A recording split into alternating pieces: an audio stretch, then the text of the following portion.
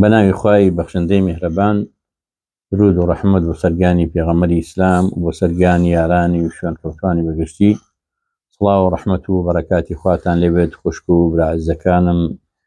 بیسەران و بینەرانی بەڕێز. خۆشحاڵم لە ئەڵقەیەکی نوێی بەرنامەکەتان، بەرنامەی ژیانسازی، لە ئەڵقەی ژمارە 95دا بە دیداری بەڕێزتان شاد بوومەوە. سەرەتا داواکارم لە خوای میهرەبان هەموو لایەکمان مۆفەق و سەربەرز و دامەزرا و ڕاوەساو بکات. خوای گەورە قەڵەمی عەفو بەسەر گوناهەکانمانە بهێنێت، عاقبەت خێرمان بکات، لە گوناهی دایک و باوکمان خۆش بێت، کۆچکردوانیان بە بەهەشتی بەرین شاد بکات، زیندوەکانی ساغ و سەلامەت و عاقبەت خێر بکات. خوای گەورە هەموو لایەکمان لە هەموو دەرد و دا و نەخۆشی و ناخۆشیێک بپارێزێت، وڵاتمان پڕخێر بکات، پڕبەرەکەتی بکات، نەدارەکان دارا بکات، بێخانەوەلانەکان پێیان عەتا بکات، قەرزارەکان قەرزیان لەکۆڵ بکاتەوە. داوا لە خوای پەروەردگارەکەین بەرت و بەزەیی خۆی بەزەی بە حاڵی مسلمانانی غەزەدا بێتەوە، ڕزگاریان بکات، سەرفرازیان بکات، سەرکەوتویان بکات، ئەو ناڕەحەتی و ناخۆشیەی کە بەسەریانەوەی لەسەریان هەڵبگرێت، دوژمنەکەیان کە دوژمنێکی سەرسەختە، خوای گەورە لە ناوی بەرێ بۆ خاترت و بەزەی خۆی. خۆشەویستانم، لە ئەڵقەکانی ڕابردووە کۆمەڵێ بابەتمان باس کرد شەبارەن بەوانەکانی ژیان کە لە خزمەت نووسراوە و کتێبێکی مامۆسای ڕەحمەتی، مامۆسا دکتۆر مستەفە سێباعی ڕەحمەتی خوای لێبێ، کە وەکو عەرزم کردوون جارەکانی تریش بانخوازێک و سەرکردە و مەیدانێکی گەورە بووە لە بواری بانخوازی و پەروەردە و پێگەیاندنە و ساڵانێکی زۆر خزمەتی گەورەی بە ڕابوونی ئیسلامی کردووە و چەندین جیلی پەروەردە کردووە لەسەر قورئان دۆستی و ئیسلام دۆستی. باسی وانەکانی ژیانەکات و ئەزموونی خۆی لە ژیان ئابازەکات. لە یەکێک لە بابەتەکانیان باسی حیوارێکمان بۆ ئەکات لە نێوان شەیطانێک و لە نێوان کەسێکا کە مسلمانێکە، خواناسێکە، بەڵام خواناسێک بە نەزانی خواناسی ئەکا. ئیتر یعنی ئەگەر بڵێن دەروێشێکە یان سۆفیەکە یان مسلمانێکی ئاوا بە ساویلکەی دینداری ئەکا، حیوارەکە ئەکەوێتە نێوان شەیطان و ئەو خواناسە، ئەو کەسە کە خۆی بە ئەهلی تەسەوف و یا بە ئەهلی ذیکر و یادی خوای گەورە ئەزانێ. شەیطان ناوی ئەخضەر عەشرە. کاتێکە ڕوبەڕووی ئەم پیاوە ئەبێتەوە، پێی ئەڵێ بۆچی دینەکەت فێر نابیت؟ شەیطان بە کەسەکە ئەڵێ، بە خواناسەکە ئەڵێ، بە سۆفیەکە ئەڵێ بۆچی ژیاننامەی زانایان و گەورە پیاوانی دینەکەت بە خەڵک ڕاناگەیەنیت؟ حرام و حەڵاڵیان فێر بکە، خەڵکی بە حرام بناسن چییە و حەڵاڵیش بناسن چییە، بە عیلم و هیدایەتەوە فتوا بدە، عیلم وەرگەروە ئەنجا فتوا بدە. لە بەرامبەردا سۆفی ئەڵێ لەعنەتی خواد لێبێت، لەبەر چاوم ون بە، تۆ وا دەزانی بە تۆ هەڵە خەڵەتێم، خۆ ئەگەر ئامۆژگاری لە شیمە و سروشتی تۆ بوایە بۆ تۆ نەبووی بە شەیطان. ئەتەوێ لە زیکری خوا دوورم بخەیتەوە، هەرگیز بە قسەد ناکەم. ئەمە وەڵامی سۆفیە بۆ شەیطان. شەیطانیش پێ ئەڵێت قسەی حەق لایستەم کارێک بکە، مادام وایە قسەی حەق لایستەم کارێک بکە بۆ ئەوەی پاداشتی مجاهیدت دەستکەوێ. معلومە لای جەنابتان کە لە فەرمودەدا هاتووە کە پێغەمبەر صلی الله علیه وسلم فەرمێ إن من أعظم الجهاد كلمة حق عند سلطان جائر. گەورەترین جیهاد ئەوەیە کە تۆ وشەیەکی حەق لە ڕووی زاڵم و ستەمکارێکە بڵیت. شەیطانیش بە کاکی سۆفی، بە برای مسلمان سۆفی ئەڵێ تۆ کەلیمەیەکی حەق لای لەبەر دەمی زاڵمێکا بڵێ بۆ ئەوەی ئەجر و پاداشتی مجاهیدانت دەستکەوێ. سۆفی پێی ئەڵێ بڕۆ داوەشەی غەزەبی خوا لەسەرت بێت، ئەتەوێت دوژمنایەتیم پێ بکەیت، ئەتەوێت سجن بکرێم، ئەتەوێت خەڵکی لە ئامۆژگاریەکانم بێبەش ببن، مەحروم ببن لە ئامۆژگاریەکانی من، شەیتان پێڵێ باشە نە ئەمە و نە ئەوەش، ئەی بۆچی پارە کۆ ناکەیتەوە؟ شکۆی خۆتی پێ ئەپارێزی بە پارەکە، پاشەکەوتی ئەەکەی بۆ کەسێکی محتاج یا موریدێکی دابڕاو کە دابراوە لە ژیان و لە دنیا، تۆ یارمەتی ئەدەی بۆ پارەیە، یاخود مزگەوتێک دروست ئەەکەی، یان لە خێرێکە سەهمت ئەبێ و بەژاری ئەەکەیت. سۆفی پێڵێ ئەڵێ ئەمەیان باشە، خوا بتکوژێ، ئەمە زۆر باشە، بەڵام کاتێک تۆ بە من ئەڵێ پارە کۆ بکەرەوە، ئەی پارە لەکوێ کۆ بکەمەوە؟ لەکوێی بێنم؟ شەیتانیش پێی ئەڵێ وەڵڵای لە تۆ گەمژەترم نەدیوە، ئەی ئەو هەموو دەروێش و موریدەی کە هەتا نایان بینی، تۆ قیامەتیان بۆ دەپارێزی، با ئەوانیش دنیات بۆ بپارێزن، تۆ دڵیان ئاوادانەکەیتەوە، با ئەوانیش گیرفانت ئاوادان بکەنەوە، تۆ ڕوحیان زیندوو ئەەکەیتەوە، با ئەوانیش ماڵەکەی تۆ ئاوادان بکەنەوە بە پارەکانیان. کاکی سۆفی ئەم قسەی زۆر پێخۆش بوو، یا خواناس داوای لێبوردنەکەم کە ئەوە ئەڵێم، چونکە باسەکە باسی ینی هەموو ئەهلی تەسەوف نییە، باسی کەسێکە کە نەزانە لە عیبادەتە یاخود فێڵبازی ئەکا بۆ ئەوەی کە دین بەکاربێنێ بۆ بەرژەوەندەکانی خۆی. شەیتان پێی ئەڵێ ئەی ئەوان کە ئەوان تۆ ئەوانیان بۆکەی تۆ لە پارەی ئەوان. ئیتر ئەویش قسەکەی شەیتانی زۆر پێخۆش بوو، دەستی برد بۆ گیرفانی مرید و دەروێشەکانی، پارەکانی گیرفانی ئەوانی دەرهێنا و خستی گیرفانی خۆیەوە. ئیتر دەوڵەمەند بوو، مرید و دەروێشی زۆری هەبوو، دەوڵەمەند بوو، زۆر دەوڵەمەند بوو، هەر نەیەزانی چی لێ بکات، تەنانەت بە هیچ شێوەیەک خێرێکیشی لێ نەئەکرد، نانێکیشی بۆ دەروێشەکان و موریدەکانی نەئەکڕی. بەڵام ئیتر ترسی ئەوەی هەبوو کە ماڵەکەی ئەوەندە زۆر بووە لە دەستی دەرچێ، بۆیە ڕایکردەوە بۆ لای شەیتان و ڕاوێژی پێکردوتی شەیتان چی بکەم؟ من ترسم هەیە ماڵەکەم لە ناوچێ. شەیتانیش پێوت بڵێ تۆ ترست هەیە ئەو ماڵەی تۆ لە ناو بچێت، کەواتە وا بکە کە ماڵەکەت لە ناو نەچێت. وتی چی بکەم؟ وتی بۆ ئەوەی دزنەی بە یاخود مناڵێکت،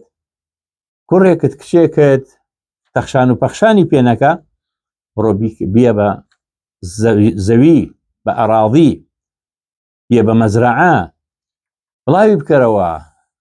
عەقاراتی پێ بکڕە. ئەویش وتی ئەی خوابوو کوژێت، ئامۆژگاریت کردم و ئەوە چەند جارێکیشە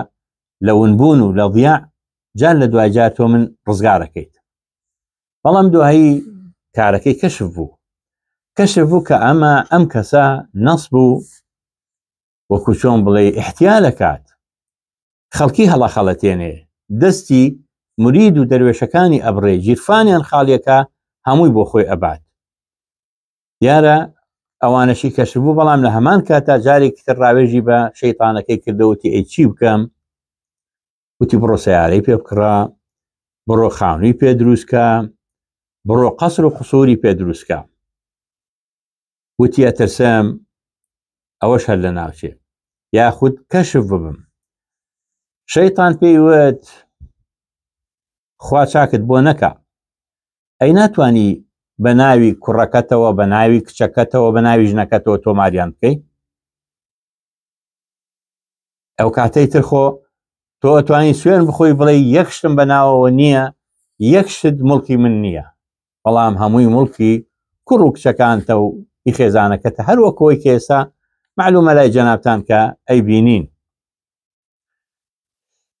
بەڵێ سۆفی بە قسەی شەیتانی کرد و ئیتر لەو کەسە واعظ و خواناس و بۆ خوا سوڵحاوەوە گەیشت بە چی؟ گەیشت بە پلەیەک کە بەڕاستی شەیتان نەی ئەتوانی بە پلەکەی بگات، تەنانەت وای لێ هاتبوو هیچ حرمەتێکی بۆ شەیتان نەهێشتبووەوە، کە ئەو مامۆستای ئەو بوو، بەڵام ئەو وەکو مامۆستا سەیری ناکرد بەڵکو فێڵ و تەڵەکە بازیەکانی کاکی سۆفی وای لێ هاتبوو کە شەیتان تووشی غیرە ببێ، بۆیە داوای لێکردن یا بڵین ڕۆیشتەوە بۆ لای کۆڕبەندی شەیتانەکانی هاوڕێی، داوای کۆڕێکی کرد بۆ محاسەبەکردن و محاکەمەکردنی ئەم شەیتانە ئینسیە. کۆڕ دەست پێکرا و ئیبلیس لەسەر و هەموو کۆڕەکەەوە دانیشت بوو. شەیتان ئەخضەر عەمەشیش ئەو جریانەی کە ڕووی دابوو لە نێوان خۆی و شەیتانە ئینسیەکەیە کە کردبووی بە شەیتانی ئینسی هەمووی گێڕایەوە کە وتی ئەو فەزلی هەیە بەسەریا، ئەو فێری ئەم هەموو شتانەی کردووە، بەڵام بەڕاستی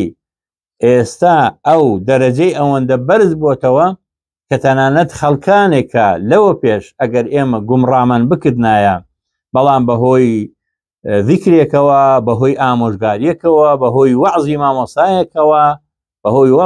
وەعزی شێخێکەوە ئەم کەسە ئەگەڕایە و تۆبەی ئەکرد. ئەمما ئەمانەی کە ئەم گومڕایەنەکە هەرگیز مەجالی گەڕانەوەیان نییە، هەر دوور ئەکەونەوە بە تاوی لە دینداری دوور ئەکەونەوە. لەبەرەوە ینی تەنانەت ئەو باسیەوە کە ئەڵێ ئێمە خەڵکمان هەڵە خەڵەتان بە خەمر و بە ئافرەت و بە لەزەت و بە قومار و بە چێژی دنیایی و بە شەهوەت بازی بەم شتانە، بەڵام ئەم هاتووە بە ناوی دینەوە خەڵکەڵە خەڵەتێنێ، بە خودی دین لە دینەکە ئەداتەوە، بە خودی ئیسلامەکە لە ئیسلامەکە ئەداتەوە. ئەمە وای کردووە کە ئەوانە تووشی خراپیات بکات، بەرەو ئەفسانیان ببات، هەرچی نابەجێ هەیە فێریانەکات. لەبەرەوە بەڕاستی من سکاڵاکەم لەسەر ئەوەیە، ئەوە ئەو قوتابێکی مخادعی فێڵبازە، بەڵام هیچ حسابێکی بۆ مامۆسایەتی شەیتان نەهێشتەوە. بۆیە ئەڵێ وتی سوێنتان ئەدەم بە حرامی ئەو میهنە و پیشەی کە ئێمە هەمانە کە غەزەبی خوا سابت بووە بە سەرمانەوە، کە ویژدانی پڕ لە نەجاسەت و پیسیمان هەیە، ئایا ئەمە مستحقی ئەوە نییە کە ئێمە عقوبەی بدەین؟ شەیتانە تلمیذەکە یا بڵێن شەیتانە ئینسیەکە هەستایەوە بۆ ئەوی دیفاع لە خۆی بکات، وتی ئەی هاوڕێ لەعنەت کراوەکانم، من غەزەبی خوا لەسەرم و لەسەر ئێوەش بێت. ئەم میهنەیە کە من شەرەفمەند بووم و ئیبلیس ئەو میهنەی یاوە بە من و منیش هاتوومەتە ناو ریزی ئێوەوە و بە شێوەیەک من کە گەیشتومەتە ئەم پلۆپایە هەرگیز بێڕێزیم بەرابەر بە مامۆساکەم نەکردووە، بەڵام ئەوەیە ئەو لێنەزانە من زیاتر لە ئەو خۆم هەوڵم داوە بۆ ئەوەی چەندین هۆکار بەکار بهێنم بۆ لە خشتەبردننی خەڵک، بۆ بێدینکردنی خەڵک، بۆ ئەوەی کە خەڵک بەرەو دۆزەخ بەرم. دیارە بالفعل ئەی باوکیان ئیبلیس سوێنی نەخوارد، وتی سوێن بە عزەتی تۆ ئەی پەروەردگار، من لە سەر هەموو ڕێگەیەک بۆ بەندەکانت دانیشم، گومڕایان ئەەکەم، سەریان لێ ئێشەوێنم، ئەمریان پێ ئەەکەم، یاخیان ئەەکەم، وان لێ ئەەکەم کە خەڵقی خوا بگۆڕن، دەستکاری هەموو شتێکی جەستەی خۆیان بکەن، هەر خۆی کێسای مای بینین کە هەموو مرۆڤەکان بە بەشی خوا ڕازینین، یەکێک دەستکاری لوتیەکە و دەستکاری گوێ ئەکا و دەستکاری دەمی ئەکا، هەر یعنی هیچ شتێک نەماوەتەوە کە دەستکاری نەکرێ بەڕاستی. لێرە شەیتانی ئینسی دیفاعی لە خۆی کرد، وتی بەڕاستی من ئەوە ئەبینم کە یعنی بێڕێزیەکم بەرابەر بە مامۆساکەم نەکردووە، بەڵکو بەڕاستی لە کاتێکا کە ئێستا ڕوحی دینداری زیندوو ئەبووەتەوە، من هاتووم لە ڕوحی دینداریم داوە، هاتووم دینداریم لە ناو بردووە، هاتوون خەڵکم تووشی خرافیات و ئەفسانە و تووشی شتانێک کردووە، فێری شتانێک کردووە کە هەرگیز کە بەڕێگا ئەڕۆن بەرەو ئیمانداری و دینداری و پلەبەرزی و ئیخلاص و بۆ خوا سوبحان نەڕۆن، بەڵکو بەرەو خراپە و بەرەو هەڵدێر بڕۆن. من خەڵکیم فێری کارێک کردووە کە بەڕاستی هەتا بۆیان بکرێت دوور بکەونەوە لە دینداری. ئەی ئەوە نیە براو خوشکە بەڕێزەکانم ئێستا ئەیبینی خەڵکانێک هەن بە ناوی قورئانیەکانەوە خەڵکانێک دەن لە حەدیثی پێغەمبەر صلی الله عليه وسلم دوای ماوەیەک تەبەن لە قورئانی پیرۆزی ژەدەن چونکە یعنی ئیسلامەکەنە عروە وەکو پێغەمبەر صلی الله عليه وسلم فەرمێ هەر جارە لە شوێنێک لێدەن وەکو کوردەواریش ئەڵێ ئەگەر دارێک تەورەکە کلکی لە خۆی نەبێ ئەو تەورە ناتوانێت بیبڕێتەوە لەبەرەوە ئێستا ئەگەر تێبینی بکەین لە ئەمڕۆدا لە خودی بە ناوی دینیەوە خەڵک دروست ئەکەن بۆ ئەوەی لە سەفا و پاکێتی ئەم دینە بدەن ڕۆژێک داعش دروست دەکەن ڕۆژێک قاعدە دروست دەکەن ڕۆژێک فڵانی تر دروست دەکەن هەر بۆ ئەوەی لە خودی دینداریەکە بدەن بۆ ئەوەی لە خودی ئیسلامەکە بدەن ئەوان ڕاستەوخۆ ناتوانن بڵێن ئیسلام ناشرینە یا ناتوان بڵێن ئیسلام لە ناوە بین ئەمما کاتێک کە باسی ئەوانی تر ئەکەن خۆشیان دروستیان کردوون هەمویان قوتابی خۆیانن هەمویان دروستکراوی دەستی خۆیان بە ئیعترافی خۆیان کە داعش دروستکراوی دەستی ئەمریکا و ئەوروپایە کە سەیرەکەی لەو لاوە بە ناوی داعشەوە دێن هێرشەکەنە سەر حیجاب هێرشەکەنە سەر نیقاب هێرشەکەنە سەر مزگەوت هێرشەکەنە سەر موسڵمانان بەڵام لە ڕێی ئەوانەوە هێرشیان ئەکەنە سەر لە کاتێکە داعشی خۆیان فێریان کرد لەبەرەوە بۆیە شەیتانە ئینسیەکە هەر بەم شێوەیە ئەڵێ هیچ لێەوە شاراوەنی هاوڕێ شەیتانەکانم من زۆر خەڵکم لە دین دوور خستوێتەوە چونکە فێری خەرافیات و ئەباڵتیل و ئەو جۆرەشتانەم کردوون من بەڕاستی یعنی فێڵ و درۆ و ئیحتیال و ئەمانەم فێری خەڵک کردووە لە نەتیجەیەوە خەڵکێکی زۆر گومانی هەیە لە دینی پاک گومانی هەیە لەوانەی کە داعی و بانخوازن بۆ دینداری و بۆ خواناسی و بۆ خواپەرستی ویان لێ هاتووە کە بەڕاستی ئەوانە هەمویان بکەونە ژێر فەریسە و نێچیری منەوە بیان کەمە نێچیری خۆم بۆ ئەوەی ڕاویان بکەم ئەوانە لعنەت لە من ئەکەن لە جیاتی ئەوەی لعنەت لە شەیطان بکەن سیرکن کەواتە بۆیاڵێ هاوڕێکانم کەواتە ئایا من شایستەی شکر و تەقدیرم یا شایستەی ئەوم عقوبە بدرێم نەخێر من پێم وایە مامۆستاکەم کەم تەرخەمی کردووە بەڵکو من زیاتر خزمەتی شەیطانیەت و بێدینی و خراپەکاریم کردووە خزمەتی لادانی خەڵکم کردووە لە دینداری خزمەتی ئەوم کردووە کە دژایەتی دینی ئیسلام بکەم دژایەتی بانخواز و حەق بێژەکان بکەم دژایەتی دینی حەق بکەم بەڕاستی ئێترەوە بوو لە دواییە